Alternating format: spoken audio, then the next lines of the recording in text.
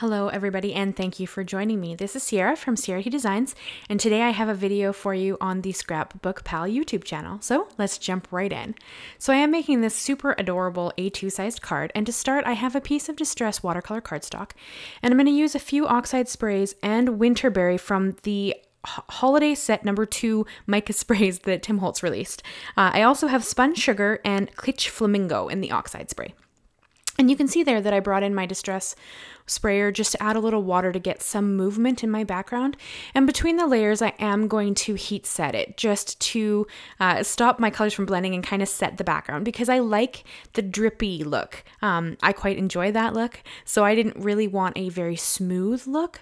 So I do heat set it to stop the blending between the layers, just to add some texture. I am a big fan of texture in my makes. So I do end up drying it.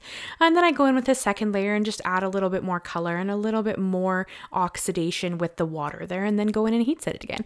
And I am working on my glass mat just because it's super easy to clean up after yourself, especially with sprays, because it's so easy to clean. Any surface would do, but this is just the one I prefer to use, so I have a tendency towards, and you can heat on it as well, so I think it's pretty great. But I just heat set between the layers there, and then I am going to add a couple of splashes of color on top of this as soon as it's dry, just to, again, to add more texture to my background. I have a really big love of texture, and there you can kind of see that mica spray in its glory. They're just stunning. And I do add flicks of color from each of the 3 colors that I have there, just to add a little bit more to the background. And then I'm going to set it aside to dry, and we're going to get into stamping our images. So I am using the HoneyBee Hedgehugs stamps. I also have the dies, and I'm trying out Memento Tuxedo ink. I've heard this is a great ink for oxide coloring, and so I really wanted to try it. So this is me trying it right here, and I'm stamping it out on a Copic Safe paper that I quite enjoy. And I've got the front images and the back image because I am going to create a window that you can see through, so you can get the back image of the little hedgehogs as well. I just think this is such a genius idea to have both of the front and the back. And I did stamp this twice, honestly, just because it's a brand new stamp, not because it really needed it. I was really impressed by the coverage from the Memento ink. So I'm really liking this. I really enjoyed how the Copics went on it as well. So I'm sure I will use it again.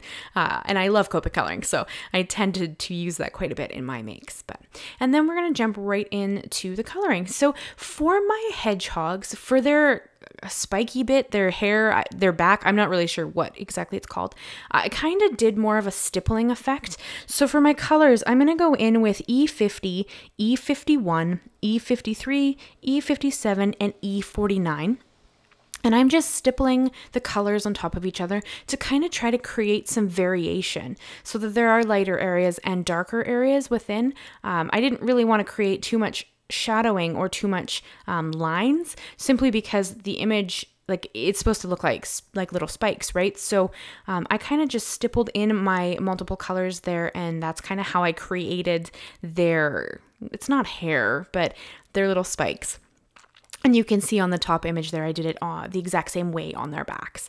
And then I went in with my warm grays to kind of create the skin tone. So I went in with W1, W3, and W5, and I added a bit of shadow anywhere that a area was laying on top of another, or anywhere that I thought a shadow would be. So like under the scarf would create a shadow. And I also have a tendency to draw or to color with a light source coming from the right-hand side. That's my tendency. There's no right or wrong way to do this. This is just kind of the way I like to do it, but you could do anything.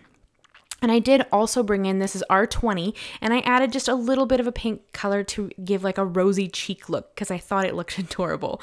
And then for my scarf, I kind of chose to go with what I thought would be like a kind of a fun 3-color blend through the scarf. And I did this because it tied in all the colors. So these are 3 of the browns that I used in the spikes. I chose then to go, I used the 3 darkest. So I used E53, E57, and E49. And then I went in with C5, C7, and C9. This is kind of my preferred blend when I want something to look darker. I have a tendency not to use black because it's kind of a one note.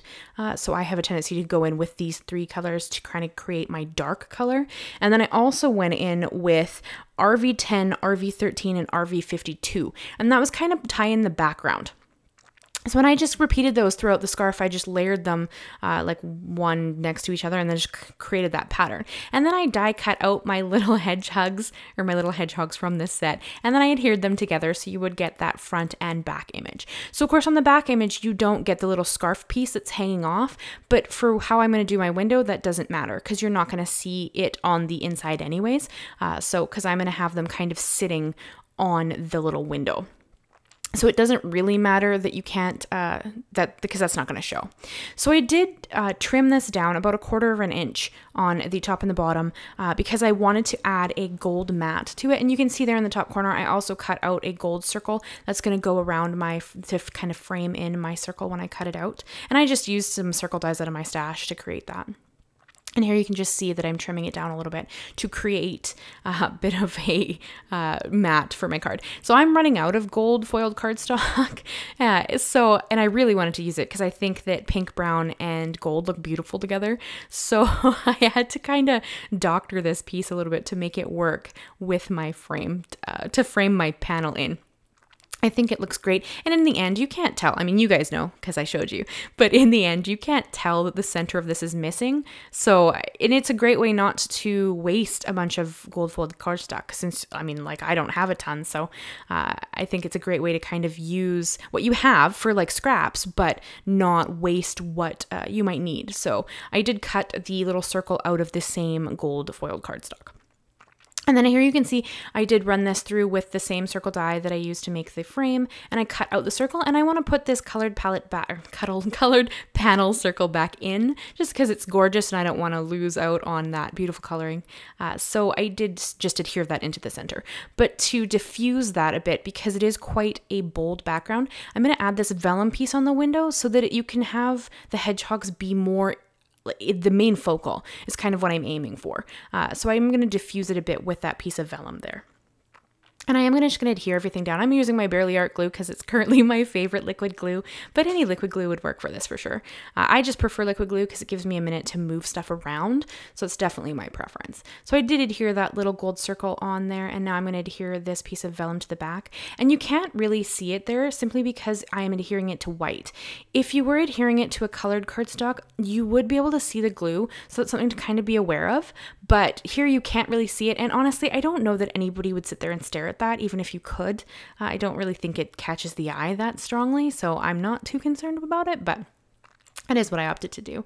And off camera, I did die cut out these little flowers. It took me a little bit to figure out how to get them to look like they kind of popped up with some dimension, so I did kind of cut that out, but I used a SpellBinder die set for that ScrapbookPal actually sells, so that's awesome. They are in a wonderful store, so make sure you go and check out all the links that are down below in the description. And I'm just going to adhere my things together here. So I created my flowers. It's honestly to bring in a little bit more white. My base is white. You have a white border. So this was just to kind of bring in a little more white to my card and add a little bit of contrast.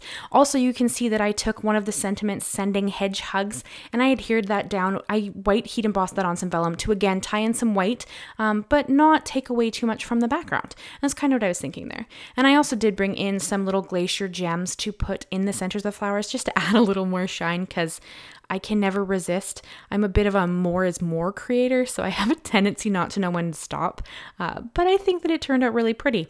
I'd love to know what you guys think though. If you'd leave us a comment down below and let me know what you think of this card and how it turned out. I love the color combination. I think it turned out really beautiful. And it was a really fun stamp set to play with.